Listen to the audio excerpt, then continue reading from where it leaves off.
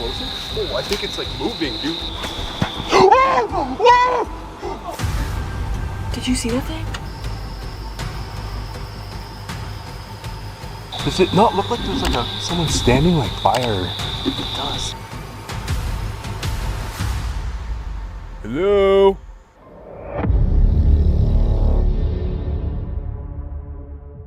On November 5th, 2020, far from any settlement and in a location she chose not to reveal, Dr. Hannah Straight recorded an incident unlike the calm van life trips normally shown on her YouTube channel.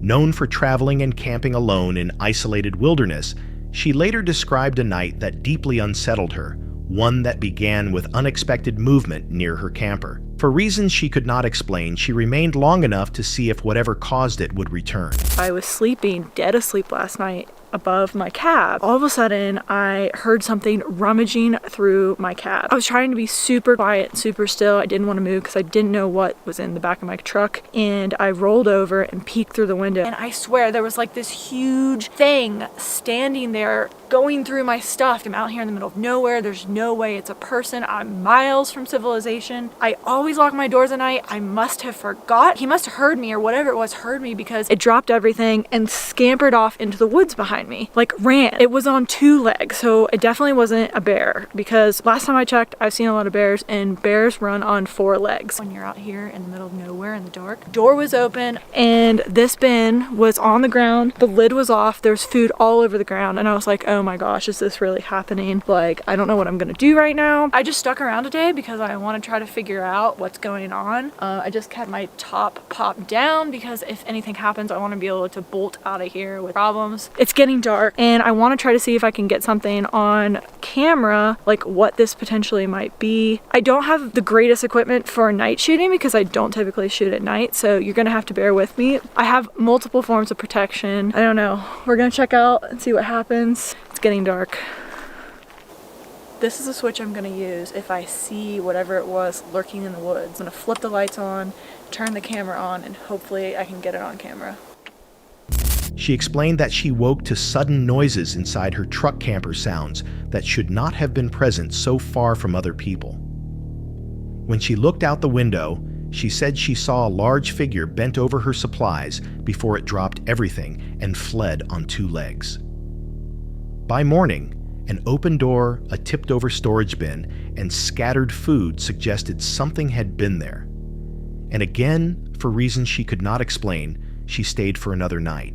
Well, I didn't get much sleep last night for obvious reasons because I had an unidentified creature crawling around in the cab of my truck. And tonight, I want to stay up all night so I can potentially catch it on camera. So I figured it's the perfect opportunity for me to stay up with my Dr. Straight instant mushroom coffee with 7 superfood mushrooms. No, it doesn't taste like mushrooms. Everyone always asks that. It tastes like a nice hot cup of coffee. And every purchase helps support this channel and helps me make more videos like this. You can find it at drstraight.com. And if you don't like coffee, no big deal. Just hit subscribe or give my video a like. That helps support this channel too. But for now, I'm just going to keep drinking my coffee and perform Operation Surveillance for this unidentified creature. I have the window behind me, the window in front of me, and the window on the door. So I've got all angles covered. Leave me a comment below and let me know the creepiest thing you've ever seen when you're out camping. While I'm down here, I might as well mention, you might wonder why the camper is down. Well, I want to make sure I can get out of here really quickly if I need to,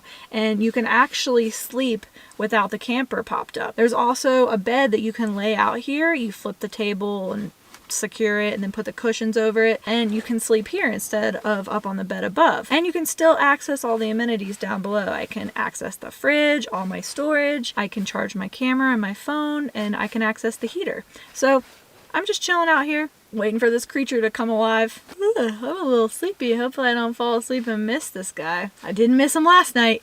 He wasn't very quiet, I'll tell you that. Must have wanted my Oreos. I don't blame him. Those are my favorite. And yeah, I know. I'm not really supposed to be eating Oreos because I'm a health professional, but you know, that's gonna be you and I's little secret. Well, it's been about 3 hours and I haven't seen or heard anything, but I'm gonna keep waiting.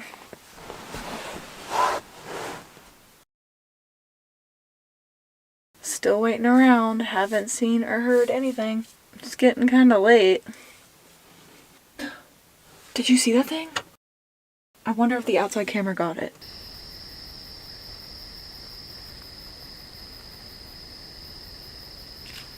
I don't know what that thing was, but that was insane. I've never seen anything like that creature before. It's just ripping through the woods. It is terrifying, and I need to get out of here right now. I gotta go. This is insane. I gotta shut this off. She kept the camper sealed, stayed awake with coffee, and monitored every window as the hours passed in an uneasy silence. Nearly 3 hours later, a shape rushed past her window, fast, close, and clear enough to trigger panic. She described the moment as sudden and frightening, not because she finally saw it, but because it confirmed that whatever had gone through her belongings had come back without hesitation. She stopped recording and prepared to leave. Convinced that remaining in such an isolated place was a mistake she did not want to repeat. Some viewers questioned her composure, the timing of the footage, and why she remained after claiming something large entered her camper. Others said her account matched experiences they had in remote forests. Between doubt and uneasy recognition, her story remains unresolved. If something truly returned to her camper that night, its purpose is still unknown. Was it searching for food driven by curiosity, or something else entirely? In a place so distant from anyone, what chooses to approach twice, and what caused it to flee the moment it was noticed? On September 23, 2025, along the wide open reaches of Australia's southern shoreline, Maria from Roaming Reckless recorded what was meant to be another easygoing overlanding journey. Her channel normally follows life on the road truck, camping long drives, quiet evenings, and the minor disorder that comes with living inside an aging military vehicle. This time, however, as the coast rolled beneath her tires, the trip unraveled into something far more intense than she expected. Walked down this cliffside to the beach to explore, and that's where, unfortunately, the ocean claimed the life of one of my cameras. And you guys are going to see that the ocean tries to take a lot from me this episode. And if that wasn't enough excitement for my afternoon while we were on the road to our next campsite, I decided to switch my Spotify playlist at absolute worst possible time. Right now, the officer is explaining to Maria her charges. She finds the sneaky undercover BMW X5. And fortunately for them, we're not off-road because those BMW X5s can't do squat off-road. You guys are lucky. Them low-profile tires wouldn't get you anywhere in the bush. There is nothing that compares to the Aussies and their traffic law dictatorships, okay? I don't even want to discuss how much that mistake cost me. Today we are driving on the beach. We just stopped and aired all of the rigs down. And we are in, what national park are we in? Matt, what's the name of this national park again? Kanunda. We're driving on the beach. Down under and Kanunda. Matt was just saying that there's a chance we could see emus today in the national park running around, so hopefully that happens as well. I'm so excited, you guys. Probably go full high at first, so that it's not terribly technical or deep sand. Let's get it, boys. I'm hype. As usual, we got the boys with us today. We have Matt Skinner ahead of us in his 2020 Ford Ranger. Absolutely insane rig he's got. And then we've got Joel behind us in his 1997 Land Rover Discovery that he lovingly has named Tiffany. We call her Tiff. She's been crushing these trails. Yep. So nuts. Look at this. This is really a core memory. I'm gonna remember this for the rest of my life, Matt. The best guide ever. Oh, you know, just on the edge of a cliff. Getting pictures, right, Matt? Getting it done.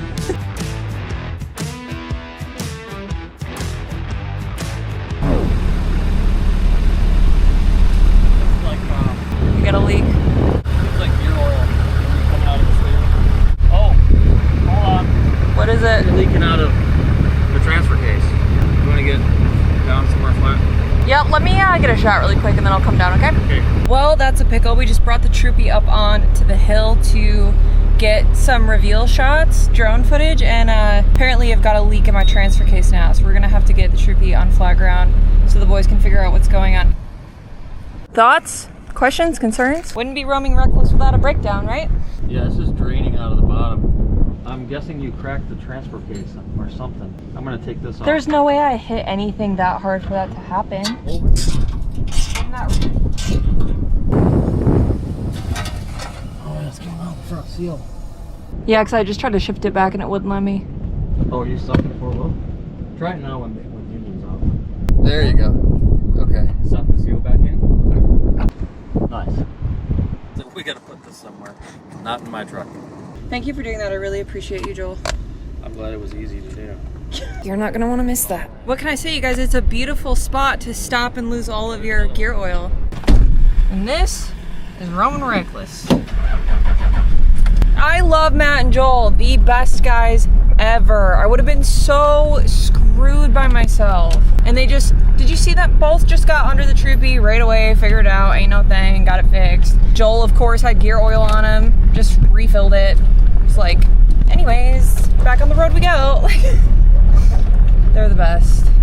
She began the trip by driving the Great Ocean Road, stopping at the 12 Apostles, and losing her camera to the sea.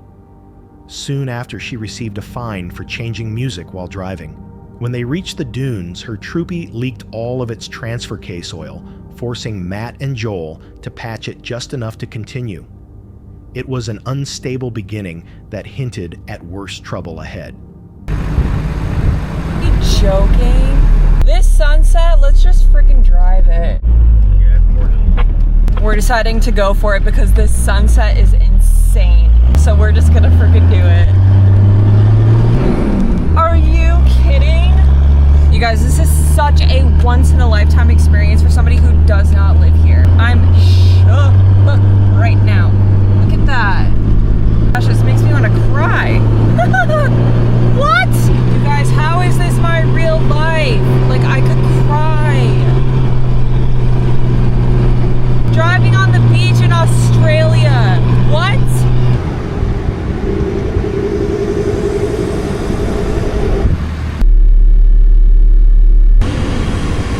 It's too dangerous to go ahead.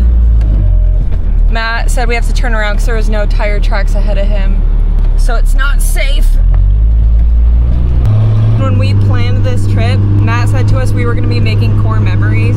Holy cow, was he right.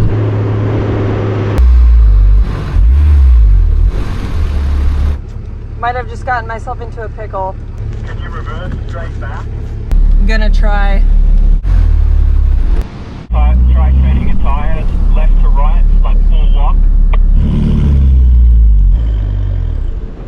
No dice. Okay, whatever. You wanna try it? Try to drive it out? Tiff needs to cool down too. I can smell the transmission.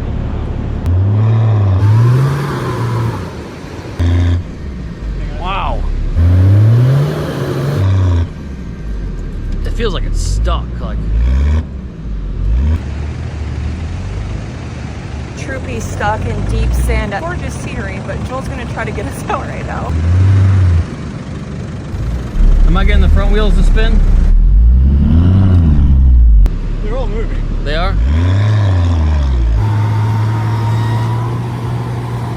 Very good, Joel. Go, bud.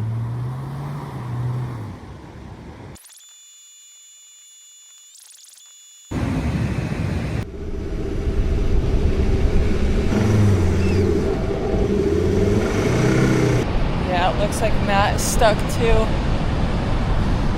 2 out of our 3 rigs are stuck.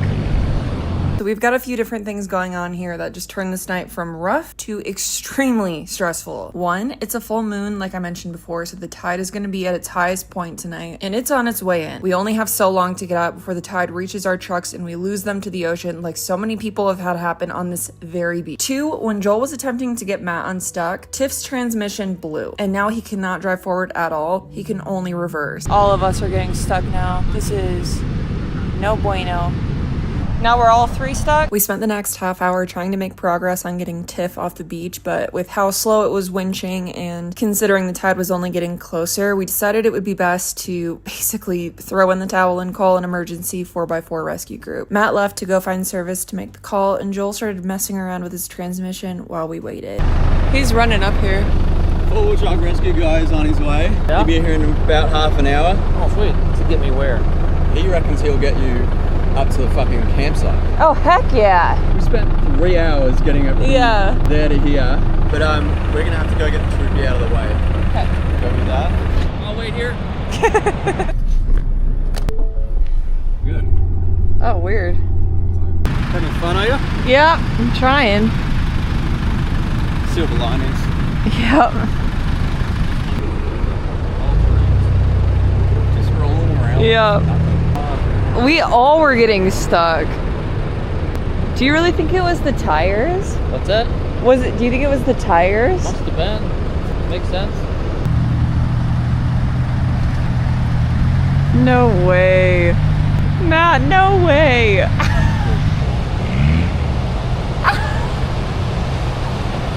That's crazy. And a badge. We just went up a huge hill and that Pajero just towed Joel up the entire thing as dead weight. I mean, obviously in neutral, but that is wild. What an insane night. As daylight faded, the group still decided to push toward the beach.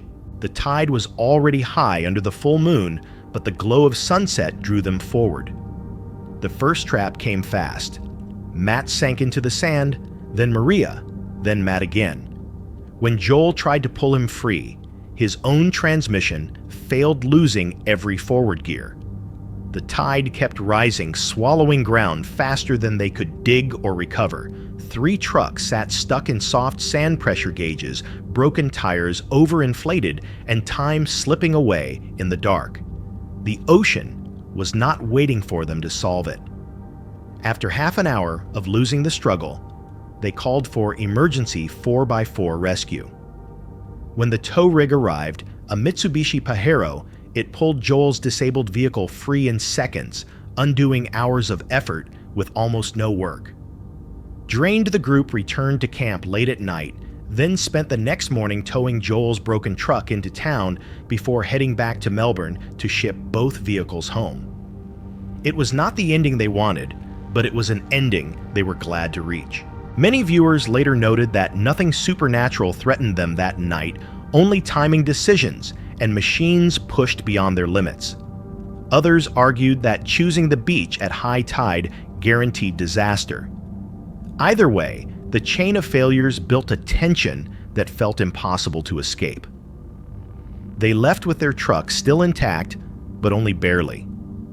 If the rescue had come later, even by minutes, the tide could have taken everything. It leaves a quiet question. How close did they come to losing far more than a story? On October 30th, 2025, the group behind Paranormal Discovery returned to the shadowed borders of Massachusetts, where Rehoboth and the Freetown State Forest rest inside the notorious Bridgewater Triangle. Known for studying legends, cryptids, and unexplained events, Lomar and Steve set out for another off-grid night. They were not hunting for danger, but something in those woods had already noticed their arrival. What's up, family? We're back in the Freetown State Forest. Yeah, I'm actually back here because last night I encountered something like beyond strange. It was weird to me. It caused me pure fear. But the reason why I'm back here today is because I woke up, I'm like, tonight's a filming day, and if it's a filming day, what can I do to be proactive of the case that I experienced last night? Okay, well, we made it to this path. I'm gonna be real with you guys. One of my videos that I did here, I did it solo, keep that in mind. I heard this weird residual, like almost satanic murder scream. But it was some sort of ritualistic, satanic murder scream. Thought I saw someone. Yeah, like a murder scream. I'm not joking. A murder scream. It was weird. I was kind of thinking, like, could it have been a residual, like, satanic murder cry from someone actually being murdered in the past? And then I heard it in a residual way. I couldn't tell you. But since I am in the area right now, I think I'm gonna walk down it now that I have daylight. So I literally walked down here alone in the middle of the night. Where I am right now is smack dab in the Freetown State Forest. A lot of sketchy people. Love how the moss is just kind of going over that. Now my worst thought kind of goes to finding a dead guy. And that's just my anxiety, I guess. Hope someone's not unalived in here. Whoa. Hello? Someone there? Okay. It's a little bit weird. Okay.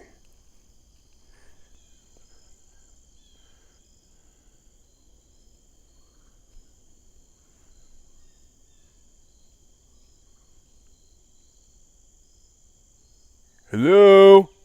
Does somebody need help? Can you call out? What the hell? I think this video turned out to be like a search for someone. The last day at least, it's turned into a huge worry thing for me. Like, I'm worried right now. Like, is someone dead here? Like, did someone die or get killed? Like, did I just witness a murder? Like, I have no idea. But it came from this area right here. So, someone okay? Is someone hurt? Nothing now. That's the really creepy part that's sketching me out right now, is like, what or who was that? Okay, I gotta make my way out. This specific path is actually like weird. Something's going on here. I think spiritually, and something to do with like actual people. Someone inhabits it. Whatever that could be, I don't know. It's a long path though. Look at this right here. Chewed up, completely off the original thing, up onto that. Unless I heard a Bigfoot. I could have actually heard a Bigfoot, and it could have been different. It could have been a different species or a thing out here. I don't know. I'm trying to think out loud here. But I don't know, man. I really don't know. I'm trying to understand. I'm getting hungry right now. I'm gonna go get some wings and yeah, have some chicken wings, to be honest. That's what I'm gonna do. I'm gonna have some chicken wings right now. And then I'm gonna go meet Steve. He starts the day alone in Freetown, walking back toward the spot where the night before he heard a scream that sounded painfully human. He searches the old trail, calling out to see if anyone needed help, but the forest gives him nothing. No answer. No movement, only the memory of that voice hanging among the trees. And whatever waited deeper inside felt strangely patient, as if expecting him to come back. Hours later, he meets Steve and heads toward Rehoboth. Oh man. Every time, guys, every single time, I feel so weird in this triangle. I mean, these woods look really different from the other forests I've been to here in the Bridgewater Triangle. Yeah, it is got different. Weird shape to them. Yeah, it's just insanely different, guys. This is a perfect campsite, though. Yeah, we got right a here. full ass like open area. Good amount of space. I think what we're gonna do is set up the tarp here and then have a nice ribeye steak. Are you hearing stuff already? I am, yeah. It's coming Dude, those from there. are creatures. It did sound like some sort of like something barking or growling. Dude, it's coming from that way. Are you sure? I think it's coming that way. Is it? Either way, what the hell is that? Like, actually, it's kind of... It doesn't sound like a dog. No. Oh, okay, now it's behind you. Dude, is it coming closer? Oh, I think it's like moving, dude. Yo. What? Oh. Wait, no. Oh, it is that way. Dude, it sounds like it's coming from all corners. I think it sounds like it's coming from there now. Hello? Dude, it started from my ears at least, from there, and then I heard it from where you pointed. Like circled us. And then it went, what is that? Hello?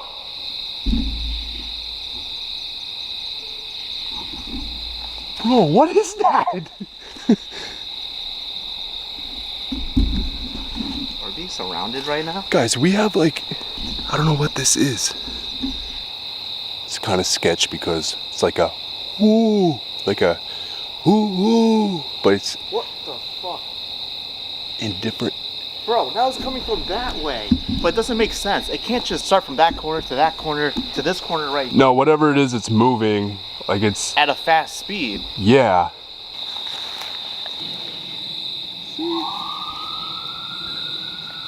that for us? I don't think so. We're not doing anything, man. Yeah, we're not. I think It'd be so funny if the cops actually... I'm recording. It'd be so funny if the cops pull up. What are you doing?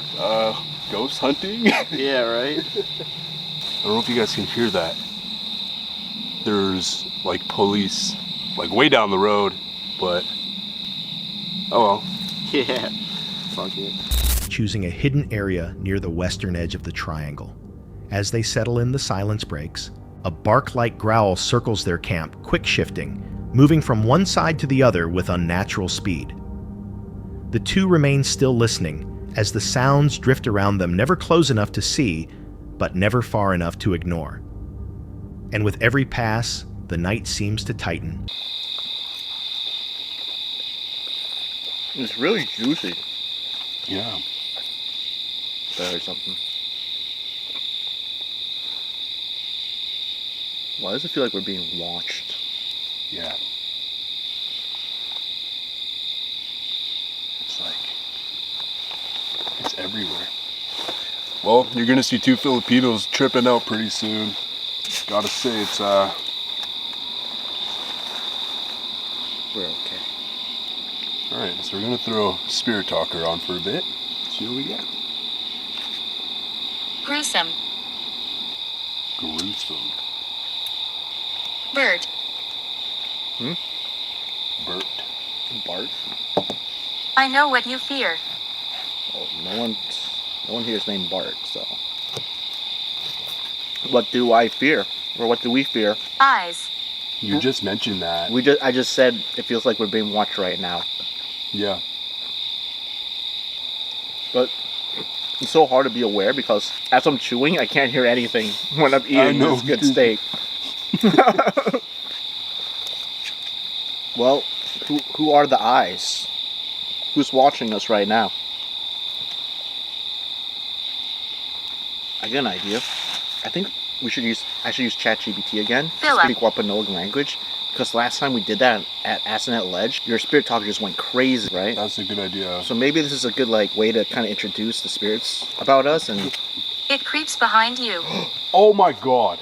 Demonic.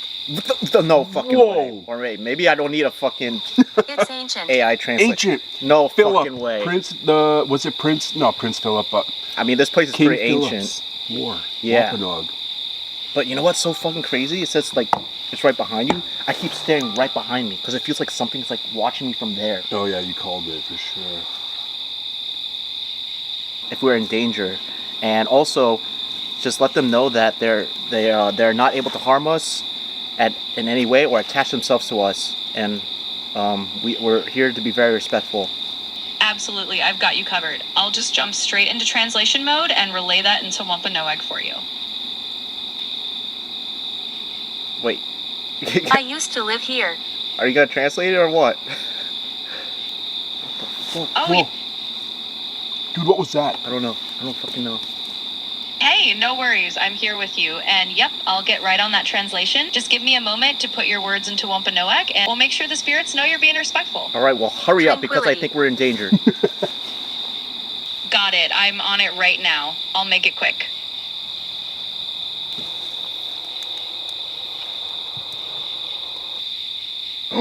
Whoa! My light died. My light died. Bro, I was literally charging it. That's why I brought my power bank earlier. Is it charged right now? No, it's been charging. While we were cooking, it was charging with my power bank. Hung. Whoa, someone got executed here. Dude, that makes so much sense. What the fuck? I heard something. Dude, I think whatever we're talking to is not good. Could be demonic. My name is Peter. Peter, are you connected to the grounds here? Are you, did something happen to you that we should know about? Children here. Was this like a Wampanoag campsite or a village? Did people live here in these grounds? Damn it, I just want to finish my steak. Peter, are you the red-headed ghost that people see? Drink. Drink? Drink what?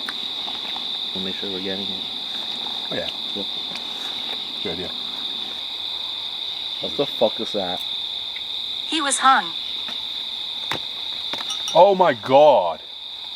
Again. Dude, what the fuck? Peter, are you saying you were hung, Peter? Or what if Peter was saying the red-headed spirit was hung? That's true. Okay, so the red-headed spirit was hung. Can you tell us why? We like your equipment. Whoa, I heard something. This is getting too much, man. Okay, well, if you like our equipment, I guess feel free to take its energy again. You already took my light. How about you can take some of the energy from my friend's equipment over here? 1950s. 1950s. The satanic stuff went down in the 80s, was it? So that's not satanic. It's not a satanic reference. What happened in the 1950s? I'm very happy. Okay. Are you happy because you have people to talk to? Are you happy that we're here? See what's going on a bit at least. They found my body. Oh my god. I was hung, they found my body in the 1950s. Okay, so we're getting some stuff. Realistically, like, we don't know exactly what's going on, but I do think there's someone here. There's definitely someone and something, like, making weird howling noises everywhere. It's coming from deeper in. Uncertain of what is following them, they turn to the spirit talker, hoping for answers. Instead, the device releases dark words. Gruesome, then hung. Then the name Peter tied to a reference from the 1950s. Before they can understand it, the flashlight in his hand suddenly dies despite being fully charged earlier. They take it as proof that something unseen has drained the power, but the forest has one more reply waiting. Are you talking? No, I didn't say anything. Like, actually, I didn't say anything. I heard voices. What the? I wish my flashlight was more powerful. I control this place. Where's the path? Oh, right here. Watch your step. Oh man, this forest looks like a mess. Guys, we actually could be going into a trap right now. Someone is out here The good again. thing is, we can't get lost if we just follow the light back. True, we do have our camp light. Wait, Does it look like there's someone at the camp though? I just thought I saw something move within our camp. Yeah, it looks like there's a figure standing by our stuff. I'm not joking. Hello? Should we go back? Wait. Does it not look like there's like someone standing like by her? It does. Dude, I literally saw something like walk by too. I can't capture it from this far. It looks like there's like a silhouette of someone by like the picnic table. We occupied this land. Dude, it's been saying that forever. There's people that live here, either physically or spiritually. Yeah. I'm so curious. Graveyards hide secrets. Okay. Is there a graveyard here? 16. Guys, it's way too sketchy here.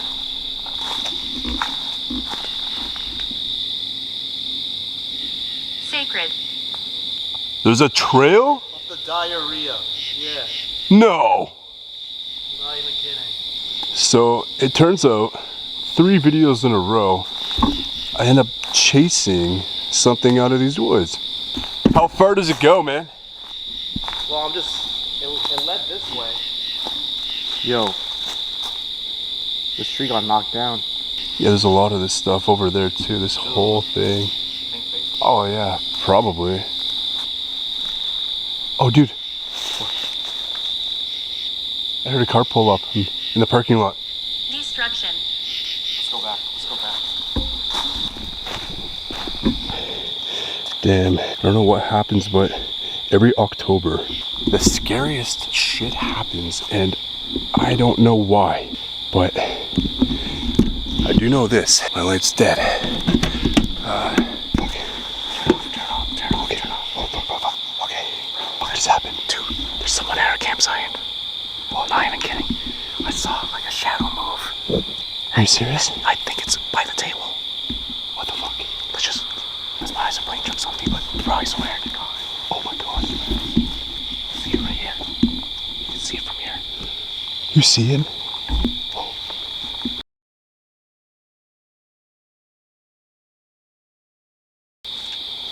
Oh my God, my nerves are shot. Just inside the tent. He went inside. He went inside the tent. No way. I swear. What the fuck? Because I was looking at the bag and the shadow literally passed it. Dude, what the fuck? Let's just get a little bit closer. Okay. Oh my god, guys. We might actually be messed up now.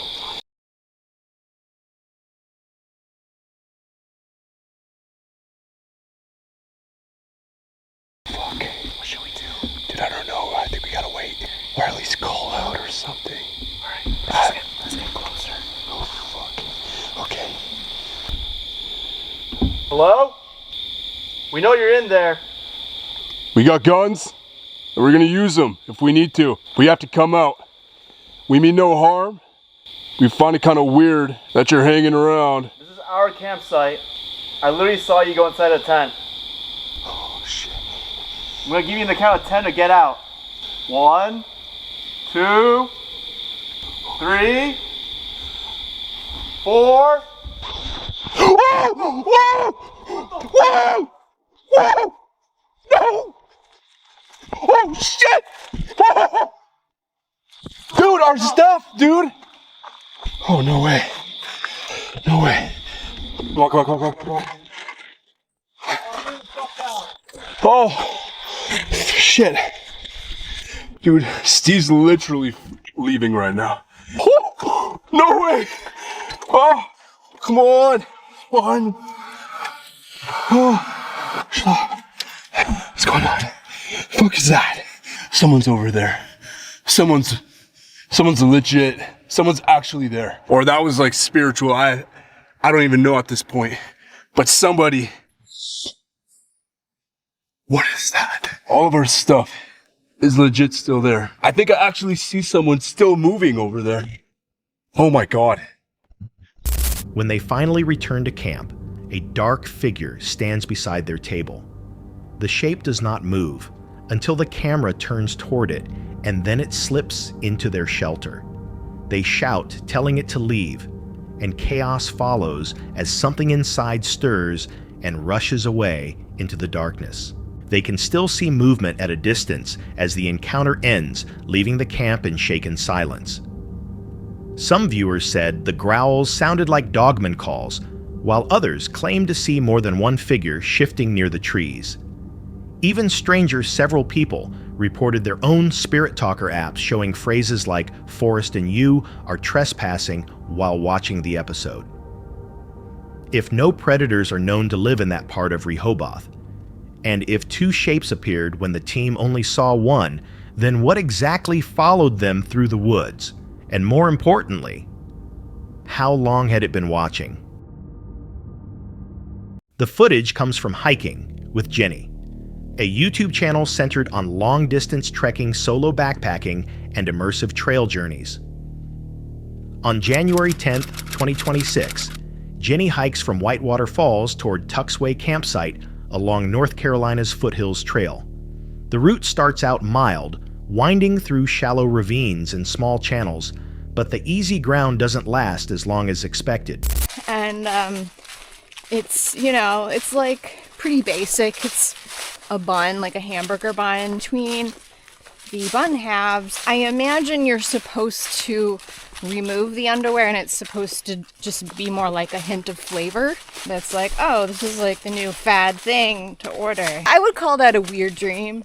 I didn't get to the point where you actually eat the sandwich. It was just sort of like served.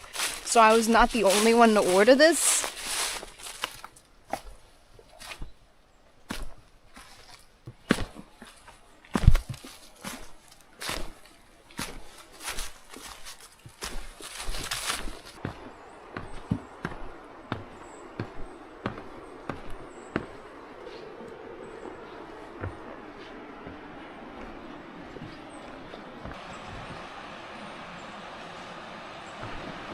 All right, now we're talking. That is a honking staircase.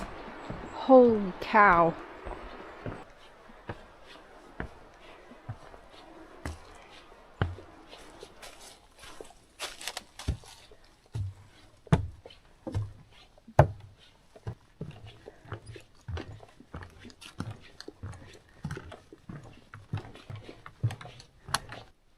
This looks like... The walk opens peacefully, but the landscape soon becomes demanding.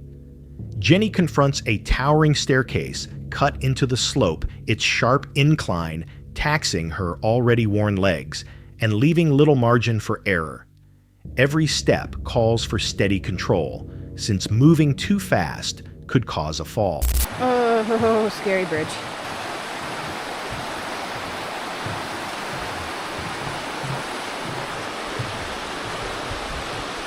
Oh, God.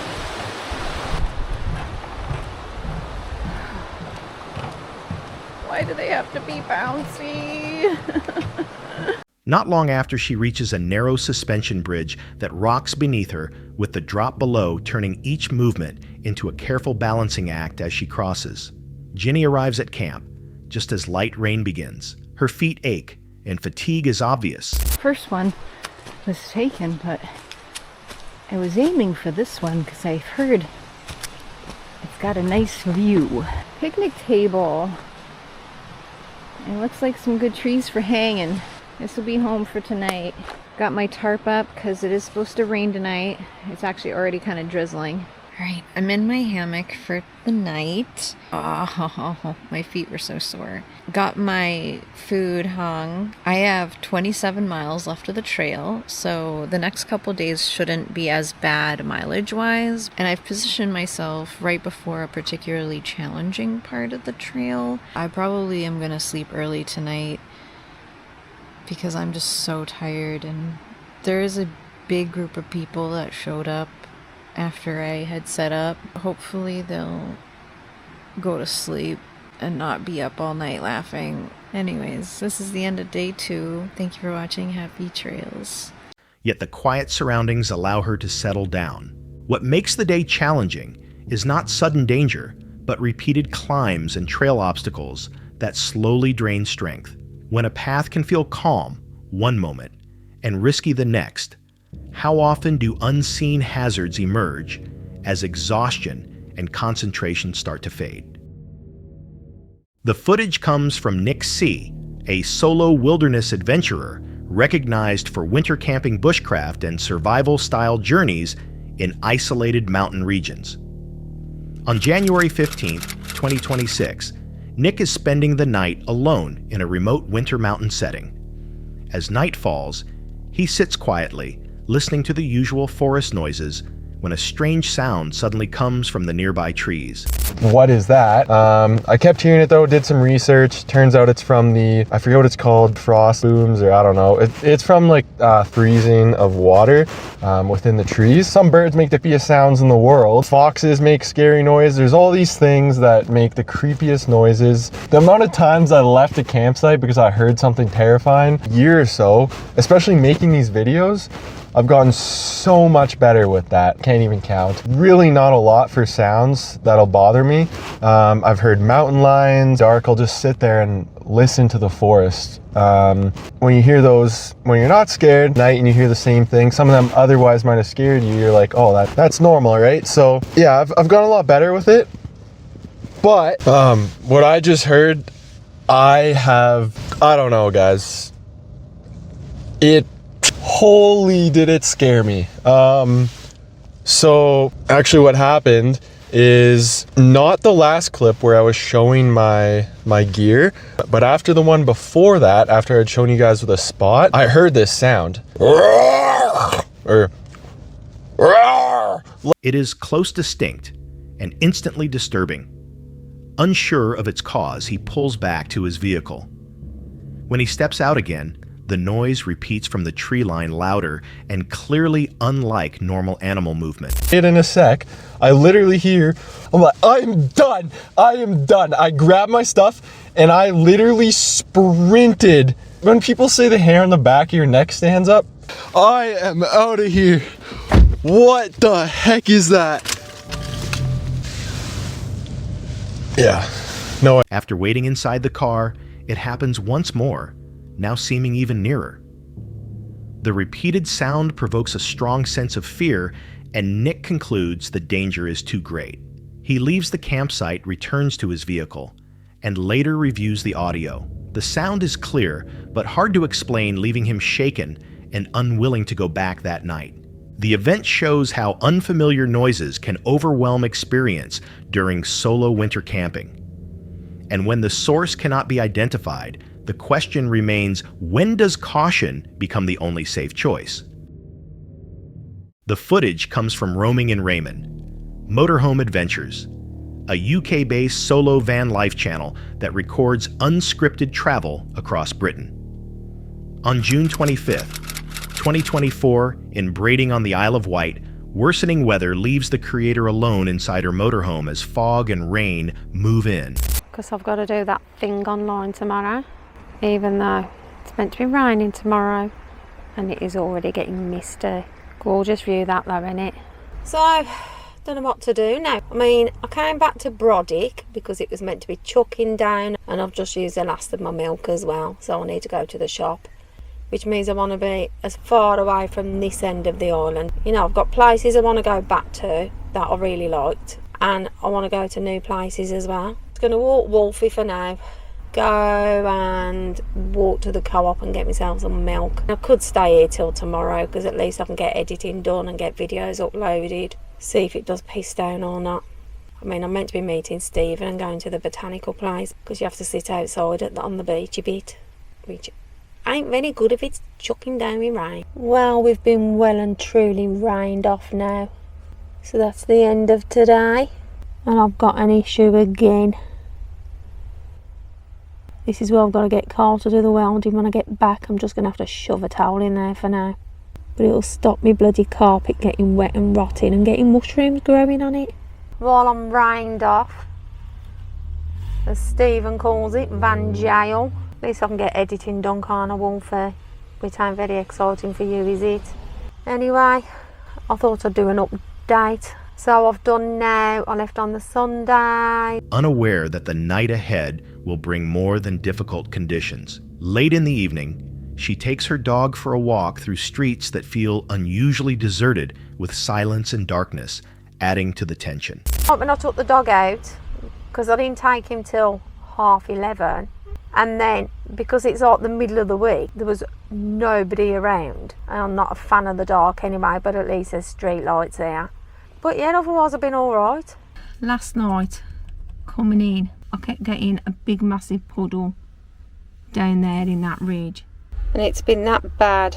That and that are absolutely sopping wet. Gotta try and get them dry. I ended up having to move last night. I mean, not very far, but because where I was open to the elements, and 45-mile-an-hour winds all night, and it was blowing on that side of the van, and I think that was just making it, forcing the rain in to wherever the tiny gap is. That was about 12:30 last night. I ended up moving because I just thought I'm going to run out of tea towels to try and dry. During the night, heavy rain seeps into the van, forming pools of water inside, as strong winds force more moisture through gaps. With no dry towels left, she relocates the van for protection, only to find the seatbelt stem pulling loose in her hand. So I've got a towel shoved down there for the leak what started yesterday. I've got a towel shoved down there. I'm trying to keep me and the dog dry. I went to put my seatbelt on and the whole stem just came off in my hand. Well, it's not the bolt, it's the nut. It completely come off and I hadn't realised. So as I went to put the seatbelt on, the stalk bit with the clip thing on the end was in my hand. These have been that low, they're going below 12, and then it's done so the compressor fridge cuts out so it doesn't drown. As the batteries drain and the refrigerator shuts down, the interior grows colder, turning the night into a chain of growing setbacks. The experience shows how quickly minor issues, weather isolation, and small mechanical problems can merge into serious stress when traveling alone. And when empty roads, darkness, and unseen troubles build up, how easily can a quiet night shift into something far more disturbing? The footage comes from the Muscovite, a travel and lifestyle channel that follows solo road trips and remote camping across Russia. On October 8, 2025, the journey reaches a wooded area in Corellia, where small, isolated bungalows sit beside a lake, unaware that the stillness will not last through the night. The camper examines the tiny cabin chosen for the night. The interior is tight with a low doorway and a narrow window facing the forest. Inside, the light does not work. Spiders cover the walls, and the bed and furniture show heavy wear. Towels are stuffed into gaps in the walls to make the space usable, while the forest outside remains completely quiet. The rundown condition and isolation create unease. Then an abrupt, unexplained sound comes from inside.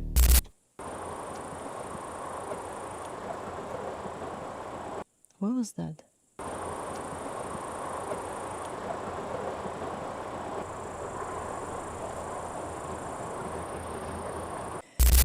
She stops, unsure of its source, as the woods outside remain silent. Later, she checks another nearby building and finds it in even worse shape, suggesting the area has been neglected for a long time. Throughout the night, occasional noises come from around the site, repeatedly pulling her attention back toward the forest. Although unsettled, the sight of houses and parked cars across the road helps prevent panic. By morning, she reflects that while the first bungalow was unlivable, moving to a different structure made the night tolerable. The night in Corellia shows how isolation, silence, and unfamiliar surroundings can magnify uncertainty even without a visible threat.